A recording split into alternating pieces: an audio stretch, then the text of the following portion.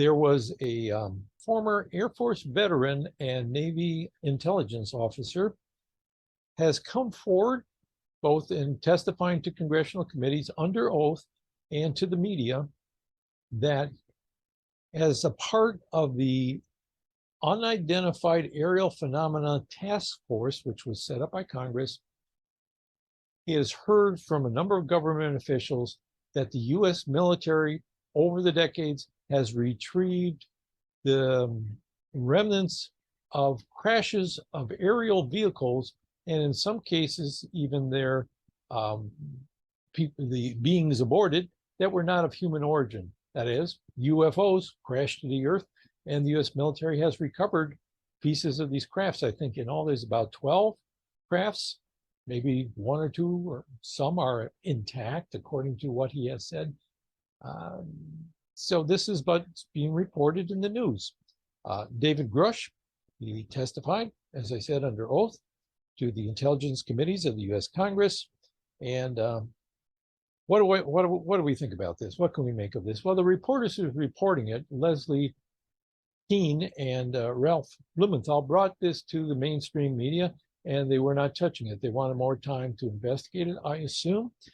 They got it on the Debrief news outlet, which is not the most highly regarded or even known outlet, but it's quickly spread to other news sources, including the same day on News Nation, which is a streaming and cable-based news network. So got out about a week ago, earlier this week, and a lot of talk about it. And what do we make of this? I would say that Grusch is a very credible witness.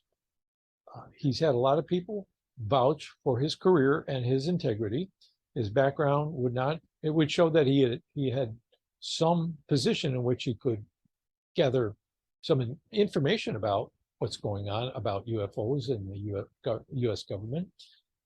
So he seems like a credible witness, but we have to remember that what he's telling us is at least secondhand to him, maybe even third hand or more. So he's telling us what other people told him, which has to do with crashed vehicles, non-human origin, perhaps alien beings, bodies of alien beings, parts of bodies. Military has retrieved these, has been studying them, has been doing some reverse engineering, which means they're trying to figure out how these materials were made, how these vehicles were constructed, so they can use it for our purposes, or I should say the military's purposes, which would essentially mean militarization, weaponization of this advanced technology, if indeed it exists. Disturbing news, to be sure. So what do we make of this? Now, let me give you a little backstory on UFOs in the government, just to set up my opinion of this, which is this, these reports have been going on my whole lifetime. And the US government has investigated UFOs since before my lifetime. They started in 1947. This continued into the 50s and 60s when I was young, and I was seeing reports of strange aerial phenomena and encounters with aliens and all this stuff periodically throughout my childhood and teen years. Saw books. When I was a teenager, they released a report on the Blue Book Project, which started in the early 50s and ended in 1969. I read that as a teenager. They were investigating these UFO phenomena and UFO incidents. What have we learned about that since then? The program shut down in 1969, but what we learned about those attempts to investigate by the government, by the military, was that, number one, the CIA formed a panel composed of scientists and engineers with the charge of determining what to do about the public response to these UFO reports. It seems they were worried that our enemies, read communists, could take advantage of this UFO craze to feed disinformation to the public in order to get our society in a panic and then take advantage of that somehow. So it seemed like that was their motive, but we don't know if they actually did this. But the panel recommended, this is the Robertson panel, named after I think the person who chaired the panel. In their report, they recommended that the government do its own disinformation campaign to debunk as many of these reports as possible, calm down the public, tamp down the public interest so people are not, in a panic about it, and also to hide as much of this. If they couldn't explain it, hide it, just not reveal it to the public. They had hundreds of cases that they couldn't explain.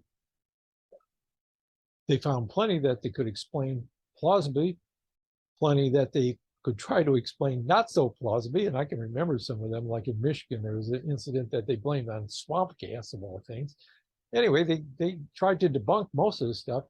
And we also know there were Air Force regulations that kept classified any reports of UFO incidents that could not be easily explained. So there are attempts by the government. There are recommendations, first of all, with the CIA's involvement, recommendations of a disinformation campaign and hiding stuff. And we know the Air Force actually did start classifying material, trying to hide it from the public.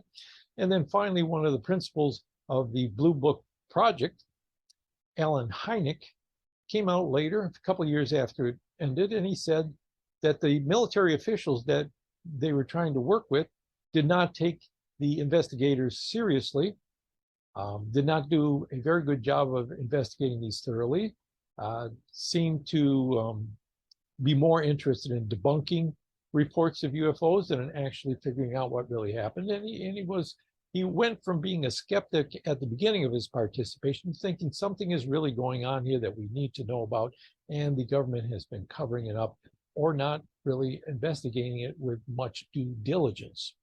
So we know all that. Now, you may remember in 2017, there was a breaking news report that made the front page of the New York Times.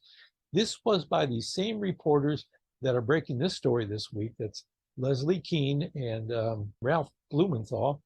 In 2017, at the end of the year, they found out about a new secret investigation run by the government that had been set up by Senator Harry Reid, allocating money to it to collect information on these UFOs and present a report. Now, it wasn't a lot of money. It was like $22 million. And a lot of it went to an aerospace company that was run by a guy who had connections with Reid involving UFOs going way back. They both had a mutual interest.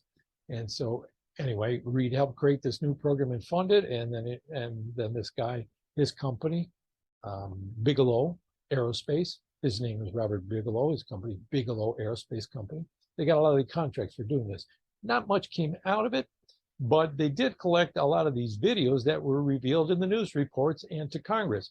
I'm sure you remember seeing them, like videos of jet fighters recording strange phenomena and being freaked out by what they saw and all the rest. So we know there's a lot that's going on there, that the government has collected information that wasn't getting out to the public, that they had information they were not really compiling, and information that they weren't interested in making known to the Congress or the American public or to the world at large.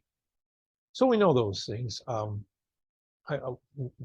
getting a little off track here. So 2017, that was reported, caused Congress to then set up this unidentified aerial phenomena task force that David Grusch was a member of.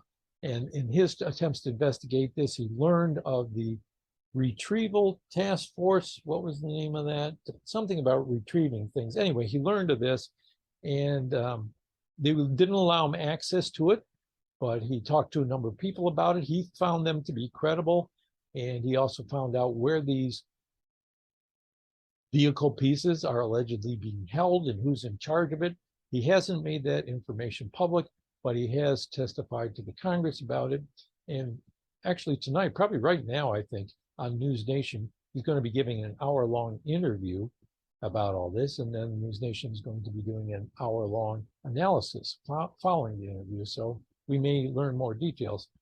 What I think about all this, there's two possibilities. One is that somebody in the government was feeding false information to Grusch for some purpose.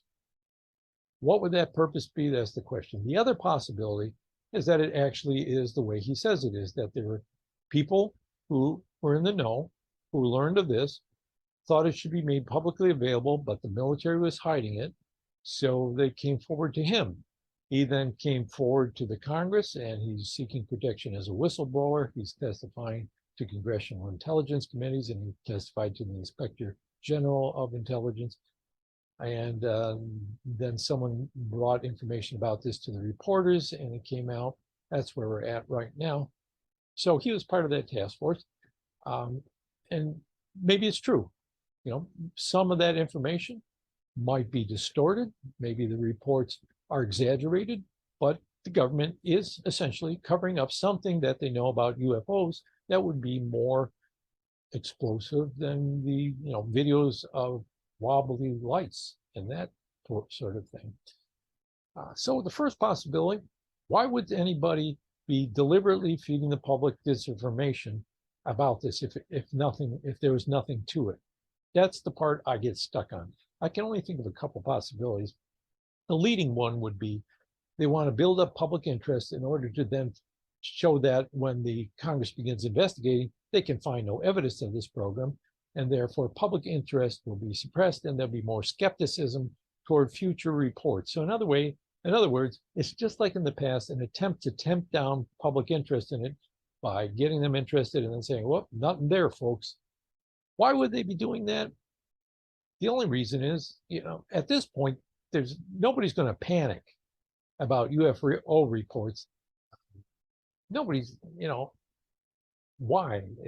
So many people already believe there's something going on there, and they'd be, like, yeah, I knew it all along. So it's not like we're going to have mass panic like we might have had in the past. If this was a government program to slowly leak real information over time to get us to the point where most of the public would be kind of, they found UFOs and bodies with, so what? Who cares? That seems to be where we're at. It's like, not so much who cares, but, oh, that's interesting, but, I knew it all along. That seemed like it might have worked if that was their intention all along. But why would they give us fake information if nothing had been found there? I cannot come up with a plausible reason. On the other hand, since the government has a history of covering stuff up, lying about it, think of the Iraq War, weapons of mass destruction, think of Watergate. Government lies a lot. The military hides stuff a lot, especially any programs that have to do with weapons development. Think of the atomic bomb development project. They tried to hide that. They kept that hidden until they were able to explode bombs on Japan. So there's a long history of the military and the government doing that kind of thing. It makes more sense to me. Don't know what's really happening because, again, these are second-hand or maybe third-hand reports, could be exaggerated. But something's there, in my opinion, something's going on, and I really like to know what it is, so I'm going to be watching the story with interest. What does this tell you about politics and government in the United States and in the world? Well, it doesn't seem as though evidence of alien beings is going to draw the world and the governments of the world together in a unified front, or that we'll be approaching them peacefully, or that they are here to try to communicate with us and express their desire to help us avoid catastrophe. Now, on all those scores, it seems that, first of all, our governments and other governments seem to be competing to retrieve and study this material. They want to weaponize it. If these beings are aware of what's going on here at all, studying us, they're finding out that we're dangerous, unpredictable creatures that are prone to violence. So they would not, they want to hands off on us or maybe disable some of our weapons, which may be part of what's going on. So that's my take on it. I think there's something there. I think the best explanation is that they're covering stuff up and they're not telling us the whole truth, and that what it means is our government system around the world is pretty screwed up, and the human race is hell-bent on doing the wrong thing with new opportunities as they arise. Cynical take, I wish things were different. Maybe they will change. That's what we're all working and hoping for, right? Okay,